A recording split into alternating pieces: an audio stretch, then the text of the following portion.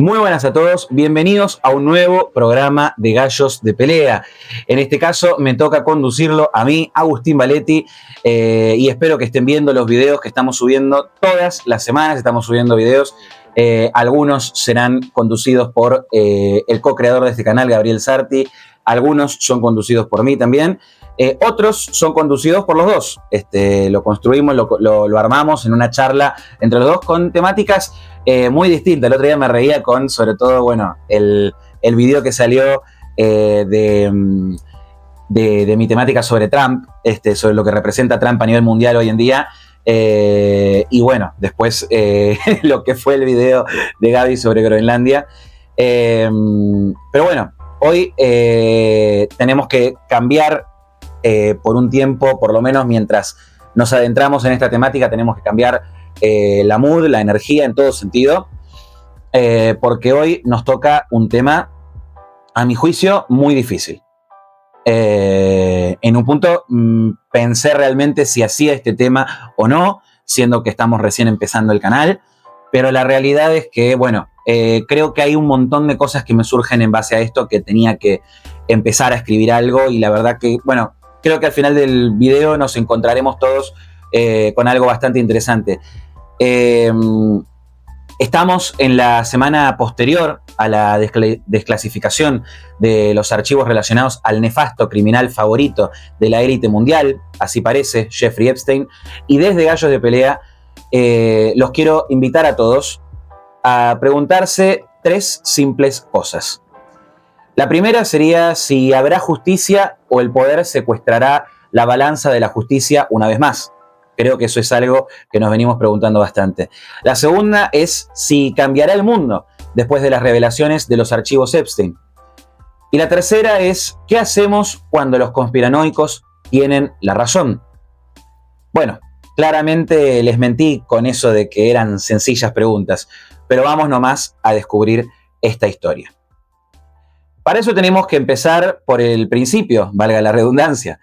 Y allá por el 2019, el caso de Jeffrey Epstein retumbaba en el mundo como una cachetada fuerte a todos los que creían que, a priori, el mundo era de alguna manera más decente de lo que en realidad estaba demostrando ser. Un financista acusado de tráfico y abuso infantil en una isla remota, donde aparentemente una interminable lista de tus artistas favoritos, los políticos que votaste, académicos, deportistas, empresarios y, de alguna manera, Stephen Hawking, estaban involucrados, cuan lo menos, con el mismo monstruo. De pronto, como si fuera un crossover de Marvel, parecía que la lista de clientes de la isla de Epstein no conocía límites. Y desde Forrest Gump y Wilson hasta Bill Clinton, todos podían estar ahí adentro.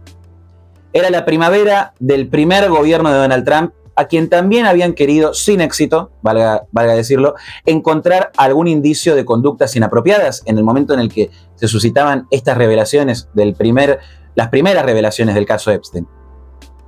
Y es en estos días, a 7 años de la captura y del muy extraño fallecimiento, Epstein resucitó de entre los muertos tras la aprobación casi unánime, vale decirlo, y sanción de la ley de transparencia en noviembre del año pasado.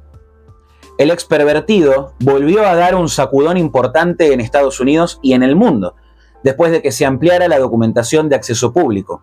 Con aún toneladas de gigabytes sin ser revelados, lo expuesto parece ser suficiente para que el público internauta diseccione cada página, imagen o video, con incluso múltiples minutos de entrevistas realizadas a el mismo Jeffrey Epstein en los documentos desclasificados. Acusaciones van y acusaciones vienen, los Clinton en el banquillo de los acusados, los Gates peleándose entre entrevistas armadas, y en el centro, el presidente que apresó al tipo y que reveló estos documentos sensibles al público luego de un enfrentamiento con Elon Musk. ¿Se trata de una revelación que sacudirá a las altas esferas del poder?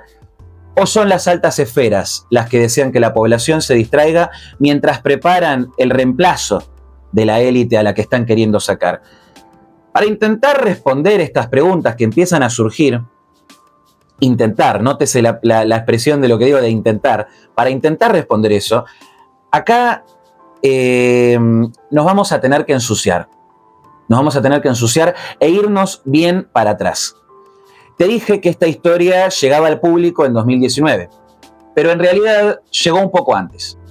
3 años antes, para ser precisos, en medio de la crisis de la campaña de la entonces secretaria de Estado, Hillary Clinton, en torno a la filtración de mails comprometedores de ella misma, como así también del ex jefe de gabinete de Bill Clinton, asesor de Obama y jefe de campaña para la presidencia de la mujer, John Podesta. Y por si estos mails no fueran poco, la filtración de Wikileaks dejó abierto una ventana de oportunidad para que la Internet diseccione y dispute la información. Es ahí que entra el escándalo de Pizzagate. ¿Pero qué es Pizzagate exactamente? Un análisis exhaustivo de códigos extraños entre los mails de Hillary y Podesta. Un estudio de subtextos sobre las películas favoritas de generaciones.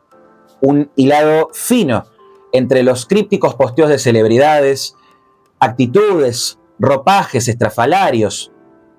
¿Confundido? Bueno, yo también lo estaba en ese entonces. Pero vamos a intentar hacerlo sencillo.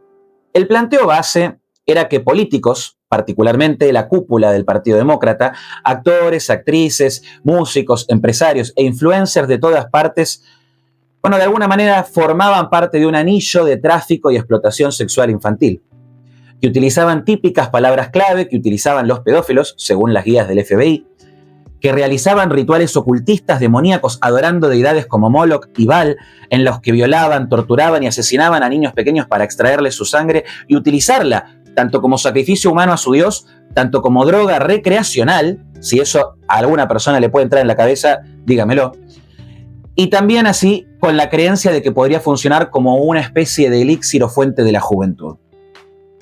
Todo esto parece una verdadera locura, digna de un loquero. Ciertamente es así, con paredes de colchones y sombreritos de aluminio, con toda la cosa. Pero lo que me gustaría que planteemos es, ¿y si sí? Es en ese entonces que reportar este tema, en el 2016, ya sea en YouTube como en medios tradicionales, te enviaba directo a la cancelación, cuando menos, a la persecución online y las amenazas serias, cuando mucho. Pero resulta que en este tiempo han pasado varias cosas, y ninguna de ellas bonitas, por cierto. El pasado 30 de enero, el Departamento de Justicia de Estados Unidos publicó un lote masivo de 3 millones de páginas, incluyendo 180.000 imágenes y 2.000 videos. Los documentos contienen tanta información como tachones en nombres clave para la investigación o cubriendo la información de las víctimas de las bestias que ayudaron a Epstein a montar su imperio del horror. Los documentos varían desde la creación de simulacros de pandemia, cruzadas contra la Iglesia Católica y la muy turbia conversación entre un prestigioso profesor de Harvard y Epstein sobre la necesidad de difundir y promover el transexualismo y la ideología de género, y lograr que transicionen hormonados hasta los 3 años de edad o menos.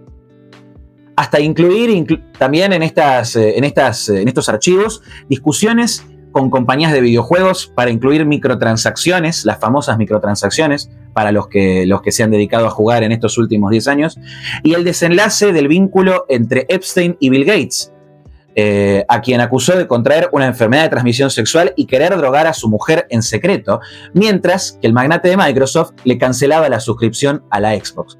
Sí, así como escuchaste. Pero, ¿a qué voy con todo esto? Hace al menos un cuarto de siglo se volvió muy común, demasiado común, diría, utilizar el mote de teoría de conspiración y de loquito de la conspiración para definir todo cuestionamiento y a todo el que cuestione el poder. Pasó con este famoso Pizzagate, de los mails de John Podesta y Hillary Clinton, pasó con las cuarentenas, pasó con el origen de la pandemia, pasó con la ideología de género, pasó con las elecciones de 2020. Y lo que es peor, a mi juicio, se ha querido emparentar a todo aquel que compartiera, difundiera o investigara la verdad dentro de estas cuestiones como un extremista y como un potencial terrorista. Y la realidad es sencilla. Después de la develación que vimos el otro día, más de 3 millones de documentos conteniendo lo más bajo y barbárico de la especie humana, cabe preguntarse, ¿son extremistas o loquitos los que cuestionan al poder? ¿Qué es lo que todavía no están mostrando los famosos archivos Epstein? Y si los conspiranoicos de ayer nos lo avisaron antes de tiempo y nosotros no escuchamos a tiempo, hoy, después de todo lo que hemos visto y todo lo que tenemos que ver, ¿es realmente extremismo y una teoría de la conspiración afirmar que las cuarentenas fueron un experimento social de control totalitario diseñadas para probar la sumisión de la población global y de todos los sistemas globales a la digitación de reglas ridículas, cuan lo menos, y autoritarias, cuan lo mucho, desde una poltrona y definidas por unos pocos? ¿Es realmente extremismo y una teoría de la conspiración afirmar que la pandemia fue fabricada y lanzada al público para realizar dicho experimento de las cuarentenas arbitrarias, los campos de concentración para enfermos y la persecución a la libertad de expresión encapsulando el disenso como discurso de odio? ¿Es realmente extremista señalar que las vacunas COVID no tenían las pruebas suficientes para forzar a la población a vacunarse por miedo a perder el estatus social? No te acordabas de los pasaportes vacunatorios, ¿no? Era el desastre en el que nos metieron, ¿no?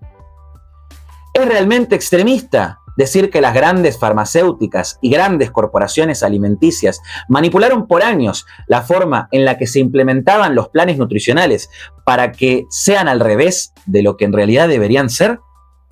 ¿Es realmente extremista o de conspiranoico decir que existió y existe un empuje de las élites para transexualizar a los niños? Y esto, como dijo el presidente Javier Milei de la Argentina en Davos en 2025, tiene solo un mote, que son pedófilos. Y si nos metemos en el fondo de la olla que nos han dejado, no es mejor que lo que estoy diciendo. ¿Es realmente tan conspiranoico proclamar que existe una élite en nuestras sociedades que es pedófila, satánica, que come niños y de la que participan actores, actrices, músicos, políticos y donde todos son mucho más amigos de lo que parecen? Vaya tiempo para estar vivos para los fanáticos de las conspiraciones, si es que los hay del otro lado de los que nos están mirando en este momento. Casi que decir que el 11S fue un autoatentado para justificar el estado policial, el intervencionismo neocon y la industria de la guerra suena como un pan de cada día en comparación. El problema de lo de Epstein es que no es la excepción. Sobrados son los casos de redes de trata de personas, de explotación sexual de menores, de satánicos y ocultistas haciendo las cosas más barbáricas en todas partes del mundo. Solamente en mi país, en Argentina, se me ocurren 3, lo cual es un montón. La Escuela de Yoga de Buenos Aires, las eternas denuncias al staff de Gran Hermano y la peor de todas, la inquietante revelación de Natacha Haidt en la mesa de Mirta Legrand, en la que involucraba políticos, dirigentes del fútbol local, conductores de programas archiconocidos y toda la sarlanga de todo el país. Pero de alguna manera, hoy en día se siente como si se hubiera destapado la olla. Y lo que había en el fondo era una carta gigante. En el fondo de la olla había una carta gigante de Uno Reverse. Tal parece entonces que el verdadero extremismo fue el de los absolutistas de lo institucional, que por mucho tiempo sostuvieron que el único paradigma válido era el de confiar en las instituciones mediáticas, en las instituciones políticas y en todas las instituciones y dispositivos culturales de poder, y no en los que investigaban y tiraban del hilo para ver qué había del otro lado, por mucha más oscura que fuera la revelación que fueran a encontrar. El caso Epstein une y divide entre ideologías. Genera, de pronto, que jóvenes activistas de Black Lives Matter entre 2020 y 2021 compartan la misma preocupación que los chicos y chicas trampistas compartían desde 2016. Hoy hay una masa importante de nuestras sociedades, en particular de la generación Z, que ha interiorizado que el mundo en el que vivimos es mucho más retorcido de lo que nos parecía al principio. Los conspiranoicos de la pandemia, de la cuarentena, de la vacunación forzada, de las elecciones del 2020 en Estados Unidos y ahora también del Pizzagate se ven reivindicados cada vez más, después de años de discusiones con familiares, cancelaciones, insultos, persecuciones y amenazas. Entonces, cabe preguntarse, ¿Qué pasa si tenían razón? ¿Qué pasa si tienen razón? ¿Y qué hacemos con todo eso? Pero no es la pregunta correcta. Porque esta verdad, cuando es develada, duele como una cachetada. Y un te lo dije, ya hasta se siente como una caricia. La verdadera pregunta que habría que hacerse es, ¿qué pasa cuando la verdad de la que nos queríamos ocultar, la que no quisimos ver, es que un tipo súper corrupto, que corrompía a menores, no es una excepción, sino el nodo de la serpiente, endulzando a la crème de la élite mundial, a participar en los crímenes más aberrantes, de los que cualquiera de nosotros, pero ni puede tener imaginación de poner, situarse a pensar en esos crímenes aberrantes. Pero más importante aún, ¿qué pasa cuando la gente común piensa, ¿y dónde están los arrestos? ¿Alguien los vio? ¿Alguien los notó? Sin arrestos, sin cobertura mediática. Sin cobertura mediática contundente en una temática tan fuerte como esta, ¿no? Por fuera de los 3 párrafos sobre Donald Trump, que vemos en algún momento en algún noticiero cuando prendemos y después lo sacan y se ponen a hablar de cualquier pelotudez, ¿no? Por fuera de eso, una cobertura mediática exhaustiva sobre este tema. ¿La han visto? Y sin protestas o revoluciones en las calles, bueno, surge la más digna de las preguntas. ¿Tan roto estaba el sistema que todo quedará en cuestiones digitales, que no va a pasar nada? Es ahí donde yo creo que está el germen de algo que, a mi juicio, debería empezar a formarse. Solamente por observar la realidad, solamente por decir, che, algo se va a formar acá con todo esto. Yo no sé qué es. Y también me pregunto, ¿qué forma va a tener? ¿Será el comienzo de una era de la desconfianza en el poder en todas sus formas, más refinada, de ciudadanos más comprometidos, algo por el estilo? ¿Será una era de revoluciones violentas contra todo el sistema? ¿O finalmente las élites habrán logrado su objetivo y conseguirán que ante este escándalo mayúsculo la respuesta sea la de una pasividad total y no pase nada? ¿Cómo van a reaccionar los que todavía no se enteraron de todo esto? ¿Cómo van a reaccionar los normies, usando términos de internet, cuando vean la cantidad de farsas que unos cuantos billonarios sociópatas fabricaron con el apoyo coordinado de la clase mediática y política entera para mejorar sus márgenes, con la excusa de la salud, de la economía, de la seguridad nacional o no sé qué pindonga? Porque a esas 3 las vivimos a todas en este primer cuarto de siglo, si las hemos vivido, ¿no?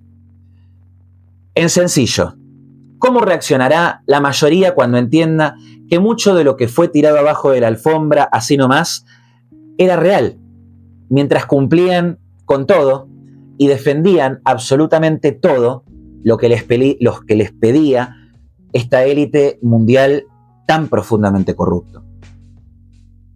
¿Cómo reaccionarán los progres, por ejemplo? Me pongo a pensar, ¿no? Cuando entiendan que todo el marco conceptual que defienden fue diseñado por pedófilos, ya sean los del Club de los Defensores de la Pedofilia, de Foucault, Sartre, Beauvoir, Derrida, Deleuze o de los amiguitos de Jeffrey Epstein. Señoras y señores, yo no sé ustedes, pero veo un horizonte muy oscuro detrás de estas revelaciones. Me preocupa qué haremos después de todo esto, pero mucho más me preocupa qué es lo que no haremos. Lo único que es claro es que si la élite mundial quiere renovarse y salir de esto, hoy urgen juicios de Nuremberg recargados, donde se juzgue, arreste y hasta ejecute a los involucrados en esta trágica causa. Solo así creo que podrán hacer reset las élites mundiales y evitar el escarmiento del pueblo. Esto fue un episodio sombrío, oscuro y muy fuerte, la verdad, de Gallos de Pelea. Pero estas cosas tenemos que hablarlas, tenemos que preguntárnoslas, tenemos que discutirlas y tenemos que seguir empujando para seguir discutiéndolas en la sociedad. Así es que te invito a dejar tu comentario donde nos digas para dónde crees que disparará todo esto. Te mando un abrazo muy grande y te espero en el próximo episodio de Gallos de Pelea. Acá nos animamos a todas las discusiones.